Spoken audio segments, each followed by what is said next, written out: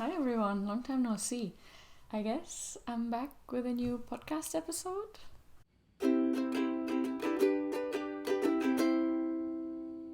Hi, it's been a while, so welcome back if you've been here before, and thank you for coming back after not posting for so long, or also welcome if you're new here. My name is Hannah. I am the face behind Pages and Pearls. I am a knitter based in London. I'm also a scientist and an author, and here in this podcast I mostly talk about my knitting, and today is just classic podcast style episode, a few finished objects, works in progress. I'm also going to talk you a little bit through my visit to New York State Sheep and Wool, because I had the opportunity to go this year, also known as Rhinebeck. I posted a little bit about this on my Instagram, so I'm just gonna put the link in the info box below if you want to see more about it there. I also have all sorts of other links down in the info box. I'm gonna link all the projects that I'm working on with all the color specificity of the yarn, because I just don't know most of the color codes, and I think it's usually not so fun to just rattle off random numbers to you. So definitely check there if you want any more information about the project. And I promise that I'm gonna update my Ravelry before I update this video so that it's actually useful. But yeah, let's jump into it. The first finished object is this Cloud Blouse. It's a pattern by Petite Knit that I started, I think, back in May. It's definitely taken me a while to finish it, but that is not related to the project, but more related to me not really feeling like doing a lot of knitting. Hence also my long absence from this podcast, because I just didn't really have anything to show you guys. I started this in May. So I got knee surgery in May because I tore my ACL last year, and Chelsea, my friend, True Line Knits, suggested that we could maybe knit something together. So we cast on the Cloud Blouse, did a little mini knit along. I have this yarn in stash that I used, and back then I made a lot of progress pretty quickly. Maybe I cast it on before. I'm wondering if I talked about this project in my last episode already, which was in April. That could be. I'm not sure. Anyways, I worked on this for a little bit, then summer rolled around. I didn't feel like knitting in general, and much less with mohair, because just it was too warm for that. So I took a long break, and then after the summer, so more like towards end of August, September, I continued knitting more on this, and then I finally finished it a few days ago. I wasn't intending to take this with me to Rhinebeck, so I feel like before I left, I had maybe this little bit of the arm left, and I just decided not to push it and just finish it quietly, calmly, in a relaxed manner when I was back. I can see myself in the viewfinder of my camera, and it's really hard for me to tell if this camera picks up the color well of the yarn, because it is a very, very bright pink. This is, I knitted in Sandnes Garn Sunday and Filcolana Tilia, and I believe the color of the Sandnes Garn Sunday is jazzy pink, which I think is a very good description of what this pink feels like. There is mohair, Sandnes mohair matching with this, but I just didn't love the way that there's a little bit of wool mixed into the mohair from Sandnes, I think. So I found a nice matching color from Filcolana. Again, color code will be on my Ravelry page if you want to match that color. But basically the fabric that it turns into is this gorgeous, I mean, any kind of fingering with a nice mohair always gives the most luxurious fabric, but I really like it for this blouse. If you don't know, the Cloud Blouse by Petite Knit is this top-down drop shoulder construction, and I think the most notable thing about it is that it has this rolled collar and also rolled hem. All the finishings are kind of this way. You have it at the hem as well, a few rows of rib, and then you go over and kind of knit a little bit longer and then bind off to get this look of the rolled hem. I'm just holding up my hands because you see it here better. I can also get up in a moment if you want to see it on my body. So say, I have this rolled hem. I have to say it's the first time that I have a collar like this, and I'm still trying to figure out what to wear underneath. Right now I'm just wearing a tank top underneath, but I feel like even then you can see the shoulder here a little bit, so I might have to just go for one of my like more kind of scoop neck shirts underneath. I have a few thermal shirts that are like that I think are going to be perfect for winter, but I didn't want to put it on now because I think it would just be way too warm. I always get really warm when I'm filming. So yeah, I think that's how I'm gonna wear it. And now I'll just get up. I'm wearing it right now with just a pair of white jeans, and I tucked it in, but you can see here just what the hem looks like if I don't tuck it. And that's, I think, all that I have to show you about this. In terms of modifications, I realized that my purl stitches are a fair bit looser than my knit stitches. So what I've started doing is that in any kind of drop shoulder construction or any other kind of construction where you do quite a bit of like just purl rows and just knit rows because you knit back and forth for a while, I sized down one needle size for the purl rows. So I think I sized up for the knit rows just because I needed a slightly looser gauge when I did my gauge swatch, and then kept the needle size the same for the purls. This led to my row gauge being a little bit off, which is why, for example, when I had to pick up stitches for the arm, I had fewer stitches to pick up when I followed the pattern, just because I had fewer rows in total in this like section, if that makes sense. So I also modified the pickup rate a little bit, just because I knew that the arms, which you then knit this way, right? I needed more stitches in my like arm circumference. So I picked up more stitches than suggested in the pattern, and then followed, because I still ended up with fewer stitches than suggested in the pattern, I followed one of the different sizes of the pattern and decreased slower, if that makes any sense. So I think I knit the 3rd or 4th size, I'm not sure anymore, but I followed the instructions for like decreases for the smallest size. And that turned out well, because otherwise I think, yeah, there were not so many more stitches that I could have picked up. But I'm glad how it turned out.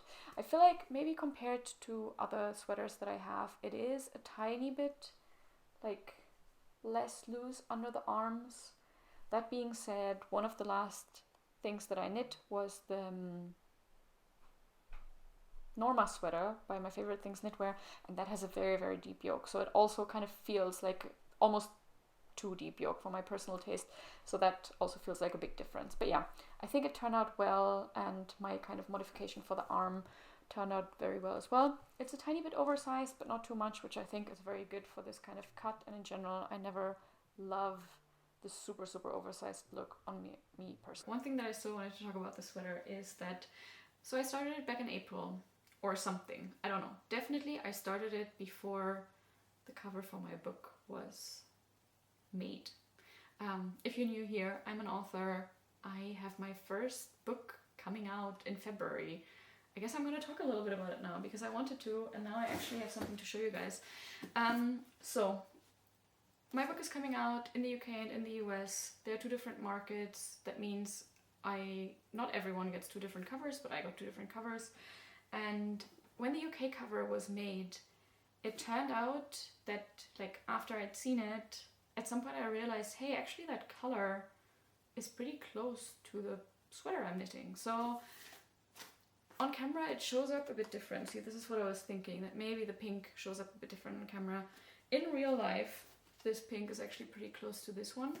And it's kind of cool that they're so closely matched, because that means that if I do any kind of like event for the book here in the UK in February, that can be like a launch day outfit. I don't know. I was thinking in general that I want to make more things that fit the color scheme of my books, just because I think it's fun, and I think they both have fun color schemes, which I'm going to show to you now. So this is the UK version. This is not the final cover. This is just like the proof copy that is sent out to press, early reviewers, bloggers, everyone that might be able to like review the book or contribute some kind of like creating buzz around it, because it has to find its readers.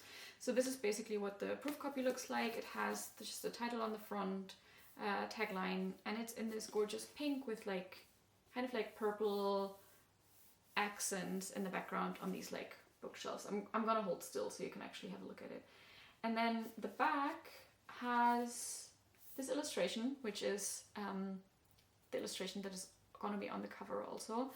And these are the two main characters. I should say I write romance books. It's a rom-com.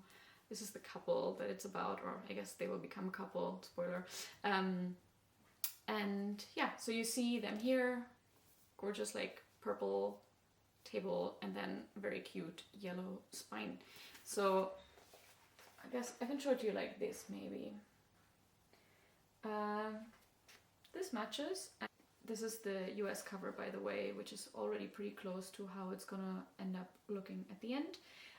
The book is called Love and Other Brain Experiments. It is a romance set in the world of STEM academia, so think direction like Ailey Hazelwood, if you've read her, about a scientist, Frances, who travels to a conference in New York City and finds herself in a very tricky situation when an argument with her academic rival, Lewis, is mistaken for actual like flirting and that they're being a couple. And to not risk her career and uphold her academic scientific integrity, she now has to convince to fake date him and to keep up appearances for the duration of a conference that they're both at, and that conference might make or break her career. So it's a very important thing for them to kind of like uphold that appearance.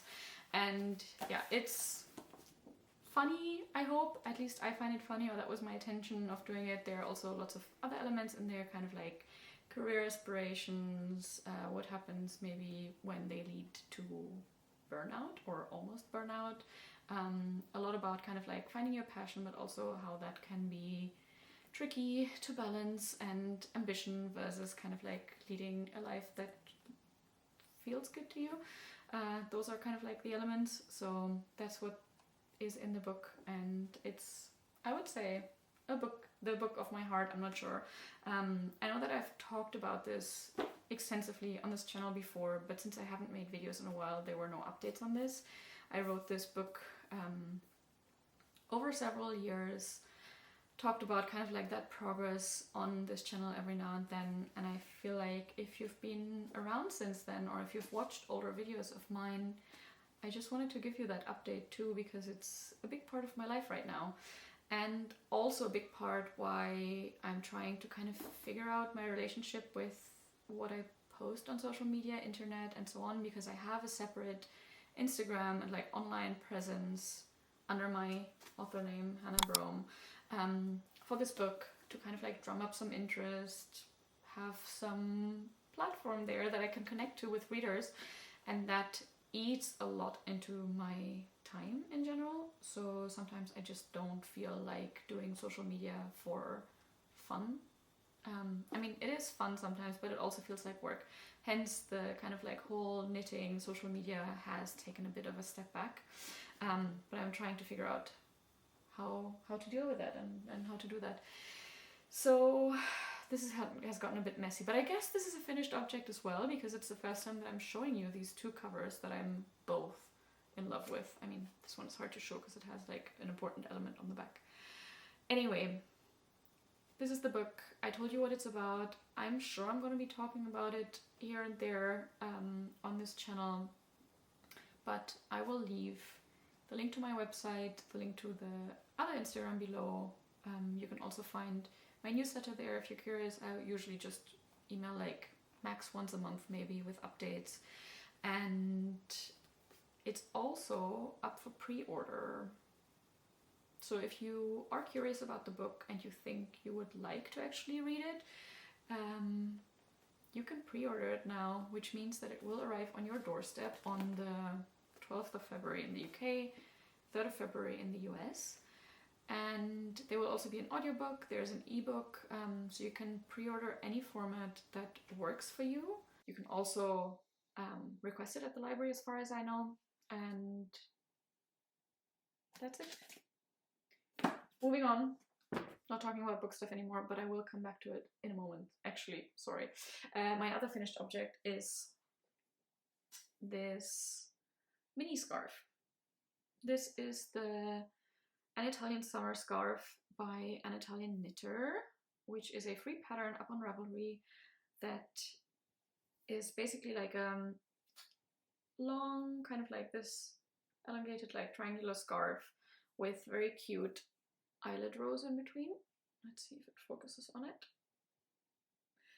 And I have made one of these before last year in a kind of like light sagey eucalyptus green, but I wanted to have a darker option as well because I just love having this kind of scarf rolled up in my coat pocket for whenever a sudden breeze comes up or I need something to protect my throat.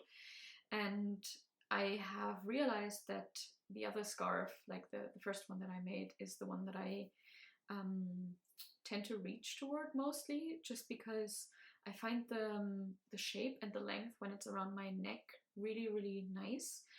Dare I say nicer than a Sophie scarf. I also enjoy knitting this way more than a Sophie scarf because these eyelet rows make it a little bit more interesting in between, and they also make it so much easier to count the number of increases you've done, because you do an increase at the start and end of each row whenever you do these eyelets. So in that sense, it's also not like the Sophie scarf where you kind of have to pay a lot of attention to figure out where your increase or decrease was. Italian Summer Scarf, it's free, the pattern, it's very well explained, I love it. And I made this in a cashmere by Gepard. It's a cashmere lace, which was not the smartest decision, but it's just the color that I like the most because I wanted kind of like a almost neutral but very, very dark pine green. And that's the color I found. So for the lace, because it is so thin, I actually had to hold 3 strands of it together to reach a density that I felt was good for like wearing around the throat and made a nice fabric. And I knit this, I actually finished this back in June, so this is one of the objects that I did knit and finish in spring, and I love it very, very much. I would definitely recommend this pattern. I used just under 2 balls of the cashmere lace, so I still have a little bit left over, but 1 would definitely not have been enough. So yeah, it's definitely longer than the pattern like the Sophie scarf or so on, but that also means you can, I usually just wrap it around my neck like this and have like a little bit left, kind of like a nice knot here, but it also doesn't have to be super duper like pressed into my throat for me to be able to close it, which is a length that I very much enjoy. So this is what it looks like. I find it very cute, and also the cashmere obviously feels very, very nice around my neck. I guess I can just leave this on for a bit now. I'm not sure if this color combination is a bit wild. It's maybe like, well, not quite wicked, but almost, I guess. The green is too dark for that. Yeah, so that's my second finished object, and I'm very happy with it. Right, moving on to works in progress. I'm only going to talk about the ones that I've actually really been working on. I have a few like languishing works in progress that I will dig back out and continue, and then talk about when I actually continue working on them. We're going to talk about 3 works in progress. The first one is actually a half finished, or more than half finished object, and that is this sock, which is, you can see that I have a thing for this green color. This sock is a vanilla sock that I am making for my brother, and I am working on the second one right now. This is how far I got with the second one. So I have the cuff done and a little bit of the main sock, and also just want to show you this cute stitch marker that I picked up when I went to a lovely yarn shop in Sweden last year. Anyway, so this sock is a vanilla sock that I knit cuff down with heel flap and gusset, which is my favorite heel construction. And I am using a yarn that is this green. Honestly, I don't know what the cuff yarn is because my mom gave it to me out of her stash I think it's like a commercial sock yarn with a little bit of cashmere, like maybe 10% of cashmere in it, I'm not sure. But I just really like the color combination. But the main sock is in this Regia merino yak. That is a, let me see, 58% merino wool, 28% polyamide, and 14% yak, which makes the very, very soft and nice sock yarn, but with still enough kind of like, hopefully, durability. I cannot speak to that yet, just because I'm making them and haven't worn them, or my brother hasn't worn them.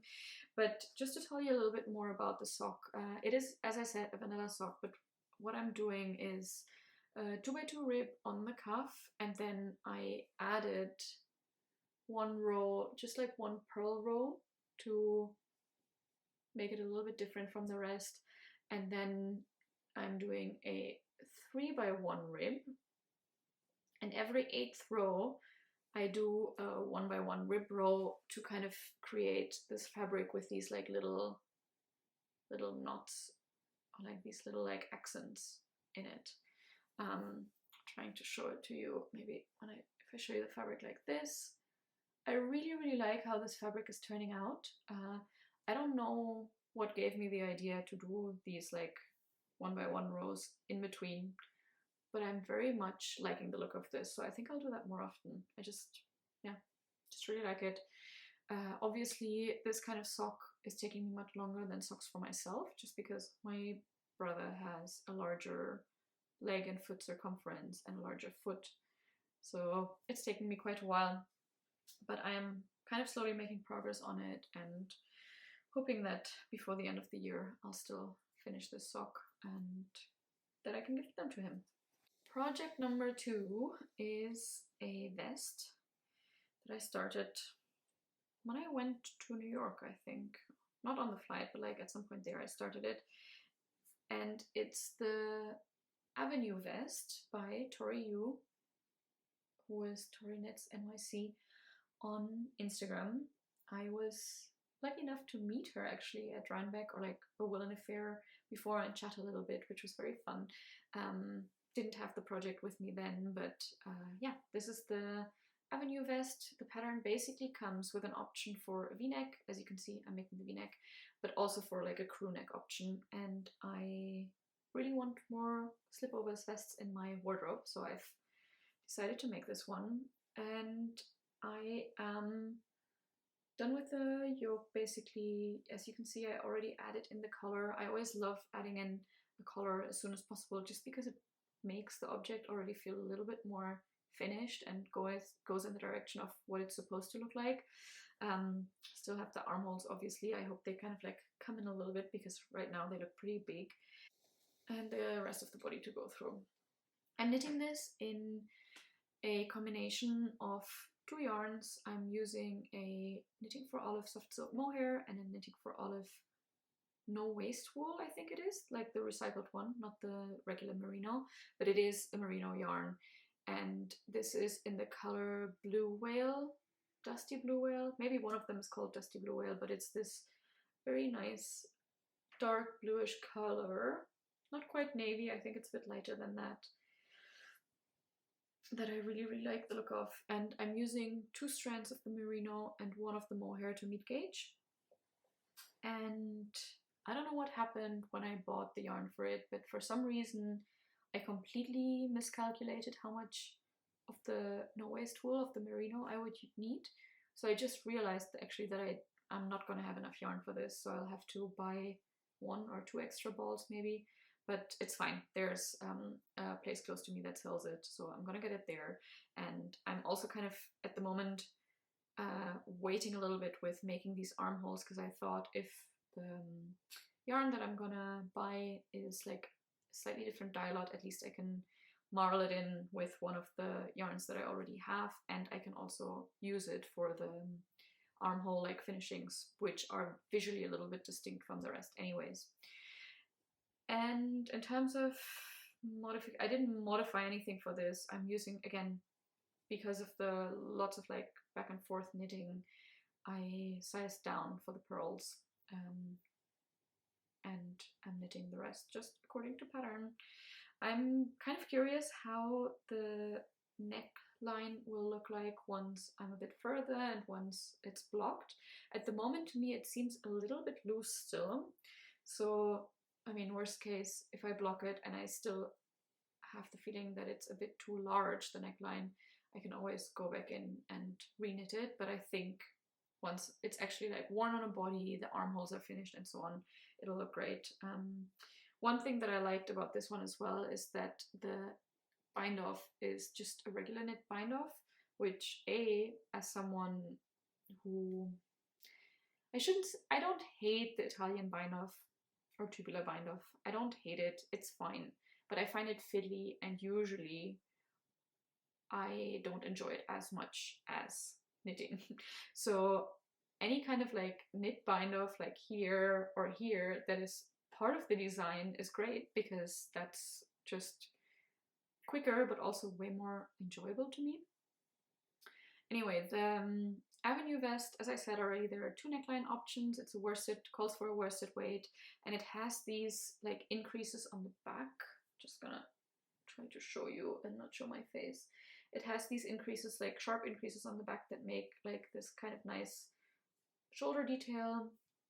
And I think that's all that I can say about it so far. I do really like the way that the 2 strands of the no-waste wool plus 1 strand of mohair feels like. It's a very like squishy, nice fabric, and I really can't wait to have this in my wardrobe. I really like wearing shirts, like button downs or blouses in general, so it's kind of nice to have something that cuts off at the arm so you can actually see the sleeves properly. I have one slip over that I wear a lot, and I just wanted one in a different color. Getting too warm with the Sophie scarf, so I took it off. Yeah, so that's the main thing that I'm working on. And I have to say, after not feeling like knitting very much for a while, Rhinebeck has stoked the knitting spirit in me. It did come back a little bit beforehand already. So I go every month to this local knit night with very, very lovely people. It's always one of the favorite things in my month when I go there. And usually that also motivates me quite a lot. I get a lot of knitting done because we just meet in a pub and chat for a while. But Rhinebeck, and like seeing people be so passionate about knitting, seeing like everyone walking around in their gorgeous handmade garments, all of that just really made me feel like picking up my needles again. And actually, I think before Rhinebeck, I had like maybe like this much of the cast on basically, and then all of this knitting happened in the last week, which is, for my standards, pretty impressive. Let's see how quickly I finish the rest of it. I'm not in a hurry, but as I said, I'm just gonna have to get more yarn for this, and then I can continue. And hopefully the next episode that I film will have this. But I should learn not to make promises about episodes, because I've done that several times and didn't end up finishing things in time. So let's see. But maybe you will see me wearing this soon. Last finished object. First, one thing that I actually have to show you is this cute project bag. It's one of my kind of Rhinebeck, oh well, Woolen Affair purchases. It's very cute. Love that these like dots look a little bit like yarn balls, and the colors are really like my thing. It's basically sock sized, and that also tells you what my other work in progress is, another sock. It's the first properly self-striping sock that I'm making, and that is thanks to a yarn that my friend Chelsea had and gave me to cast on. It's the, I'm gonna show you the cake, that's it. It's Dragonfly Fibers, and this is the Eleanor sock in the colorway Red Alder. 6 color stripes, so you have let me see, you have this kind of like cream colorway, then like a beigey gray, dark red, kind of purple. I think it's a purple, but it's pretty brown leaning, and then this grass green and a kind of cute pink.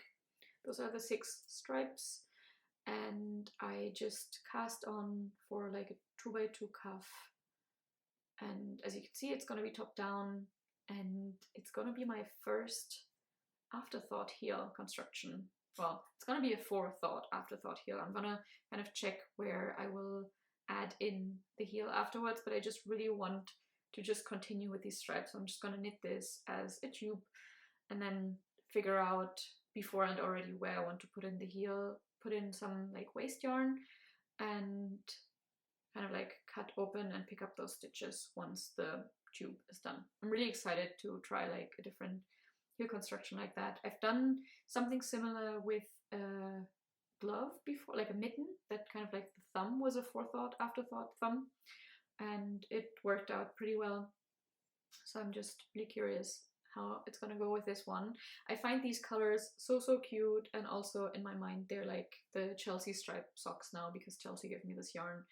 And yeah, it's gonna be a really nice memory because we both cast this on together. She was working on another sock with a different yarn, and it's gonna be a nice memory of seeing an online knitting friend for the first time, even though it didn't feel like the first time because we've been friends for a while.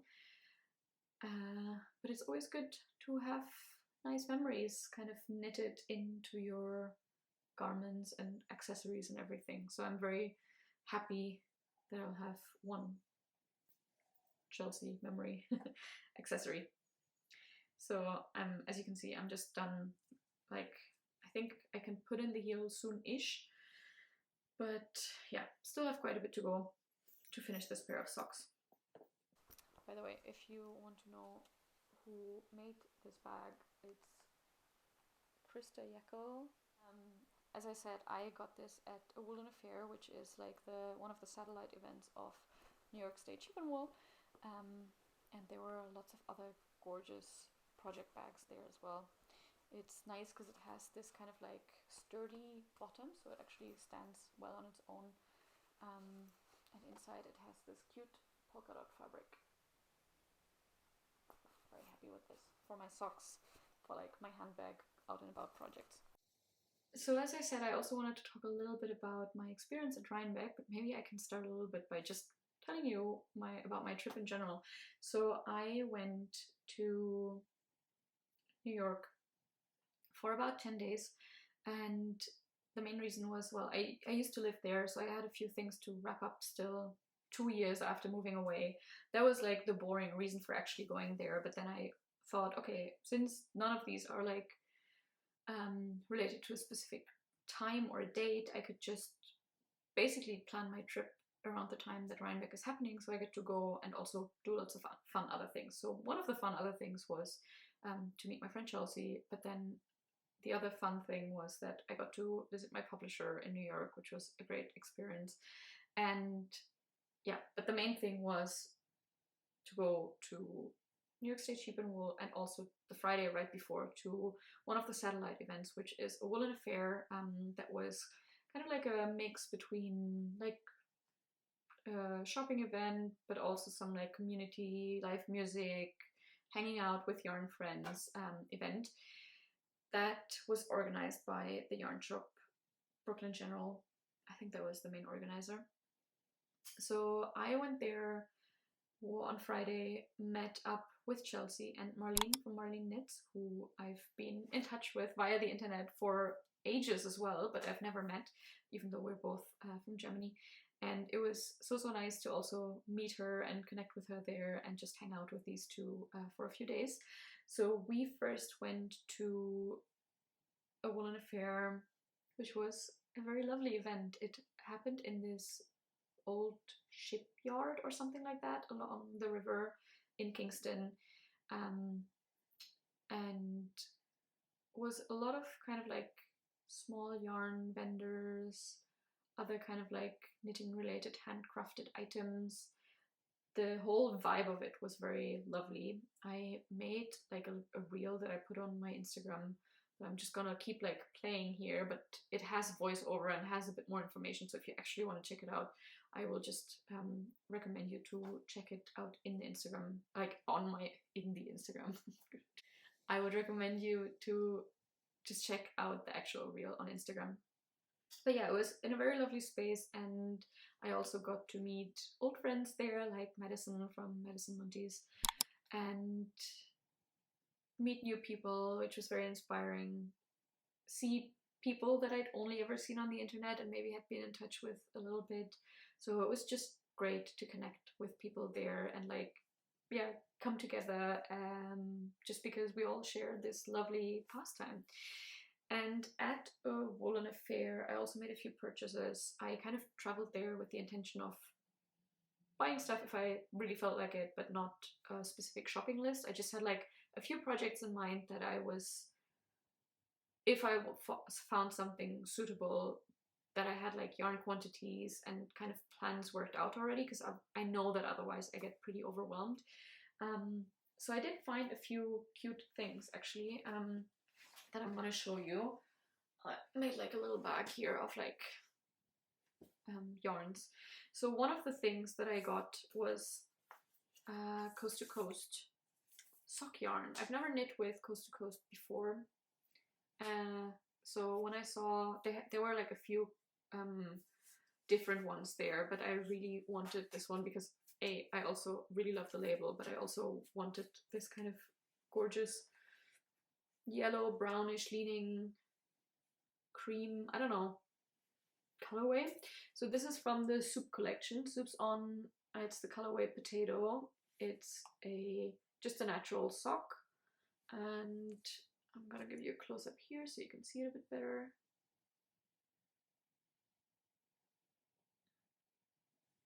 That's one that I got. I think this is a color that I wouldn't wear just because this kind of like slightly beige, warm toned colors don't suit me very well, but I always love picking up these kind of colors for socks because it doesn't really matter because they're so far away from my face that it really doesn't matter if the color suits you or not.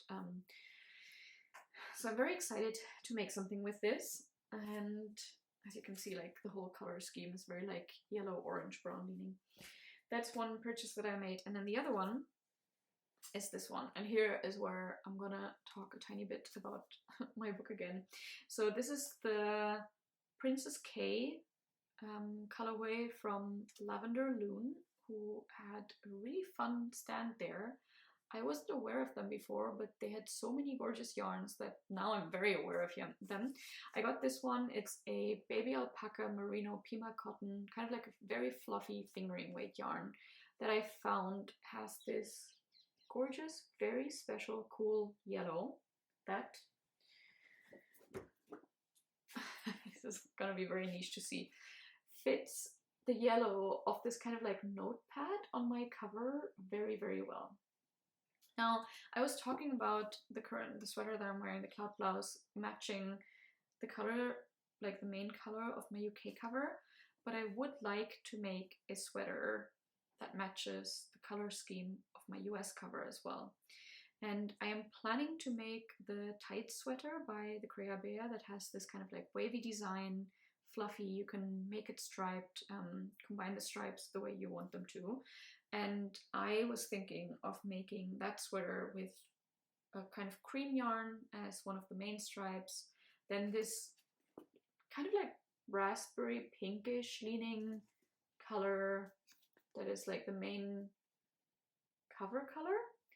And then I would like to have like accent stripes in the yellow. There's one project on Ravelry that has the stripe pattern as I'm envisioning it, but in a cardigan and in different colors that I'm gonna put in here as well. But yeah, basically what I'm thinking of is main cream, then like these thin stripes in this color, and then the thicker stripes in the kind of like pink color. I think that could look cute. The only thing is that, I mean, the cream is usually easy to find. I still have to find something that matches this pink well. I think the pattern is knit in Sunday's Garn brushed alpaca, but when I checked the colorways there, I couldn't find anything that came anywhere close to this kind of pink. So I also looked at the what's it called? Camaro Sneffler, like the really fluffy yarn, that like the blown yarn that they have. And there is a colorway, like their pink colorway, that fits pretty well with this. It's not exact, but like very, very close. The only thing I'm not sure is if the Snefnook is going to be as fluffy as this one, because you can see this one is not really like a blown yarn. It just has like all this alpaca fluff around. It's also, I should say, like this is not the, I think I will have to hold this double or maybe even triple to reach gauge. So it's not the ideal yarn for it either. But I'm kind of looking for like a brushed alpaca yarn that is very fluffy, not necessarily just like the blown yarn, if you know what I mean. So if you have any suggestions for what I might be able to use for it, please let me know below. I know that there are a few companies maybe that make something similar to the brushed alpaca, like a fluffy, chunky kind of mohair suri yarn. So I'll have to look for that. But yeah, again, if you have suggestions, please drop them down below, because that will make my search a lot easier, and then I will look to see if the colorways, that if I can find the right colorways. But yeah, hoping that this will be a work in progress soon as well, because my deadline for this is the 3rd of February, because that's when it comes out, and I would like to have it done by then so I can wear it, ideally maybe even before. So that was another purchase that I made, and then I picked up like a few small other things, like these cute buttons. I love this kind of like lattice pattern. This is, I got them from Amy Share Makes, like that was the shop. That's also where I got the Coast to Coast yarn. I think you can just find them on her website as well. And then I got a cute set of tags. I really love putting tags into my garments. I still have to do it for this one. And the tag, I already found the tag that I'm going to put in this one, which is going to be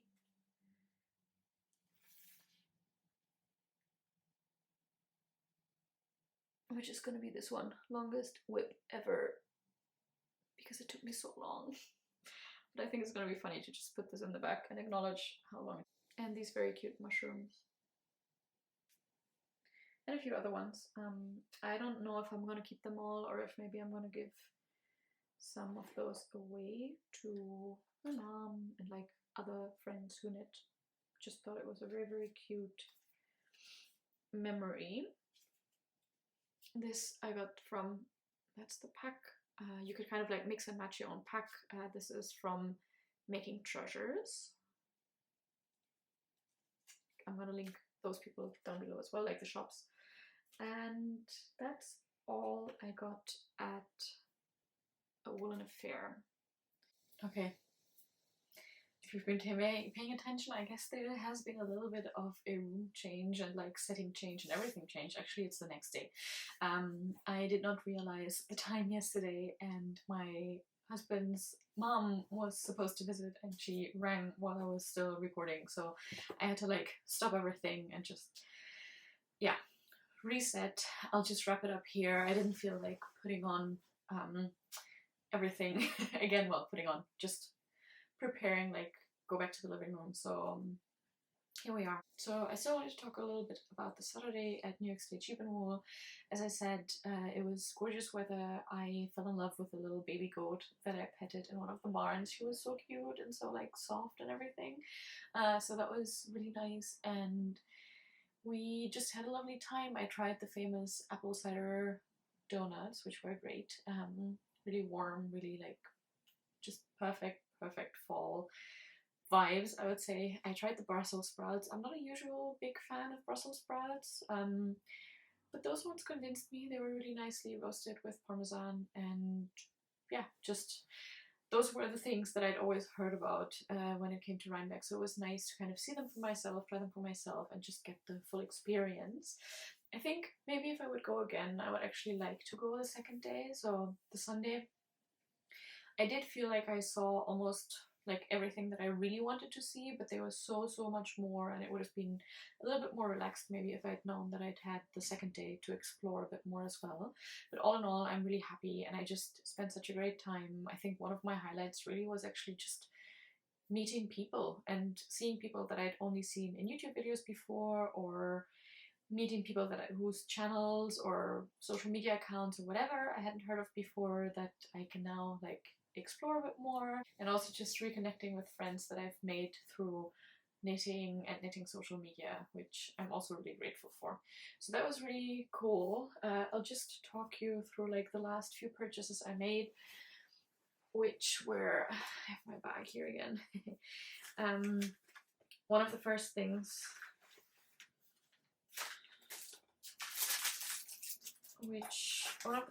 that I bought was actually, we went to the Junction Fiber Mill booth, and I absolutely fell in love with their Rhinebeck colorway, special colorway that is this cider donuts. It's kind of like a color changing yarn with lots of oranges, browns, some like bright yellows, and I bought 2 skeins of it. The day before at a Woolen Affair, I saw someone, I think it was at the Amy Sher booth, wearing this vest, Anjou Slipover I think it's called, that has some kind of, to me it looks a bit like mosaic knitting, hand spun combined with a solid color yarn, and I really like the look of it, so I bought enough yarn to make that vest myself, and I'm thinking of pairing this with like a nice dark green, so dark that it's almost like neutral leaning. Not sure yet if I would like to go into the more like cool pine green leaning direction like the scarf that I showed you earlier, or something a bit more mossy, but I will probably go to like a yarn shop here soon and just try out like different options color wise, how well they fit, and then I'm really excited to make this. And then the other purchase, bigger yarn purchase that I made was this unspun yarn from Prado de Lana. This is the Criollo Queso. It's from a native Mexican sheep, and I have shopped at Prado de Lana before. It's a farm and shop in Massachusetts, and back when I lived in the US a few years ago, I was staying in the area just for a weekend with friends, and I checked like, are there any interesting yarn shops around, and I found this one. So I did visit them before, bought some yarn from them for their local sheep, and it was on my bucket list to visit their booth again now at New York State Sheep and Wool, just because I wanted to see if they'd had any new items, and just see see it again. So I fell in love with this unspun yarn, even though, famous last words, the morning before I was just telling Marlene and Chelsea that I don't really feel like knitting with unspun yarn again. I made the Traveler cardigan a few years ago, and I enjoyed it. It's just I found it a bit slow, like the way you have to like be a bit more careful with the yarn. But then I saw this. This is the colorway Cafe, a really, really dark brown, and I really liked it. And I was anyways kind of looking around if I could find some yarn for the Moonset polo that just came out by Hayley Smedley Ozetta, and I really like that pattern, and it does call for some unspun yarn, but obviously you could suggest it for a more like woolly, lofty spun yarn. But then I saw this and I thought, okay, maybe I should knit with unspun yarn again. So this is what I got. I got a few more plates obviously than just this one, and I'm really curious how that'll be like, because I rarely ever knit with brown yarn, because I feel like brown is one of the hardest colors for me personally to find a tone that I feel suits me, just because brown usually washes me out a lot, especially like lighter browns. So I'm hoping that because this is such a dark, almost black brown, I mean it's not black if you actually look at it, but it's a very, very dark brown, that this will actually work out well for me. And because the Moonset Polo has this kind of v-neck that gives you a little like hint at whatever you're wearing underneath, I think this could be a great neutral color that basically matches with almost anything that you could wear underneath. So I think that could be cool. So I'm really looking forward to knit with this. I know that Marlene, because we were together at the booth, she also got a sweater quantity of this. So maybe we will make a little knit along for our unspun yarns. Let's see. I'm really excited about this. And then this is all the yarn that I got, and then I got a few like small things still, like in this one booth they had this hand lotion that they had a lot of different like lotions, also like lip balms and everything. And this one was nice because it's kind of like this bar that you just take between your hands. I'm just trying to open it to show you.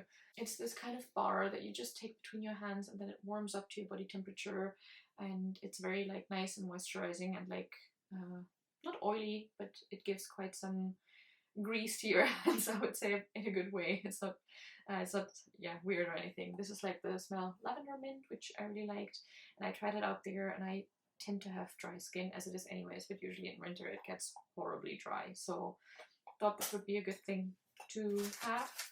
And I also got some lip balm from them, and then in a different booth I also got this like really cute everything soap. I think it's like a little bit of all of the other soaps that they had, like all the leftovers that they kind of compress it to one bar, but I just really like the kind of confetti look of this. So I got that too. I think it's with goat milk maybe, or sheep milk. It smells really fresh, quite subtle, which I like, not super like perfumed. That was all of it. And then in the evening, Chelsea and Marlene just brought me back to the train station, and I returned to New York to see my friends again. It was such a nice weekend, and it was the first time ever that I went to any kind of like yarn festival. Like the max of a yarn event that I've been to before was a yarn crawl, like a yarn shop crawl, which I think is still different because you're in the city, you're not like embedded in this setting where there's only knitters, because you still move around a lot. It was a lot of fun when I went that time, but I think it's still a very different vibe. I know that I usually talk about books. I put this stack to give some vibes to this like new setup. Actually, the only book that I think that I'm going to talk about today, because this video is already quite long as it is, and I want to wrap it up, is the book that I'm currently reading, which is called The Heartbreak Hotel. It's by Eleanor Clover. It just came out in September. It's a contemporary romance, and in this book, the main character, Lou, she was just very recently broken up with by her boyfriend, and when he moves out of the really big house that they're living in, she really cannot afford the rent for that place, but she also, it's the first time that something ever has really felt like home for her, so she's really reluctant to leave. And she convinces her landlord to let her open kind of like a B&B, only that she's also well, not finished, but kind of trained therapist, so she decides to actually offer stays for people that need to regroup and reset after heartbreak. So that's why it's called the Heartbreak Hotel. So you have lots of people that arrive there that are going through a difficult time in their life and just go there to be able to unplug from their regular life and maybe connect with people, have talks, walks in the woods. It's very cozy. It's set in autumn, so it's actually perfect for the season. And it's one of those books that is kind of a bit quieter, but I notice that every time I pick it up and read it, it kind of like cracks my heart open a little bit. It's very rewarding and also quite emotional to see people get really vulnerable in this book and talk through or like live through the hardships that they've had in life. And just if you're wondering, because I said it's a romance, the romance is between Lou, so the main character, and the landlord that she convinces to let her use that house for this, because he stops by quite often, and it's very cute. I like it a lot. I have maybe like 100 more pages left to read, and I'm really enjoying it. The writing style is really, I would say, sparse in its descriptions, but very, very, very fitting and very precise, which is something that I enjoy a lot. And I also just really like the cover, so I would recommend. I'm pretty sure there's an audiobook as well in case you want to listen to the audiobook, but that's my book recommendation for the month. I'm hoping my next episode will come a bit sooner, but thank you for tuning in. In any case, if you've liked this video, of course, please feel free to give it a thumbs up or share it with someone. I'm always happy to chat to you in the comments, so if you want to tell me what you've been working on or what you're really excited to read this autumn, anything, I would be happy to hear about it. And other than that, I just hope that you're having a really good autumn if you're in the Northern Hemisphere, and thank you for tuning back in, and I will speak to you soon. Bye bye.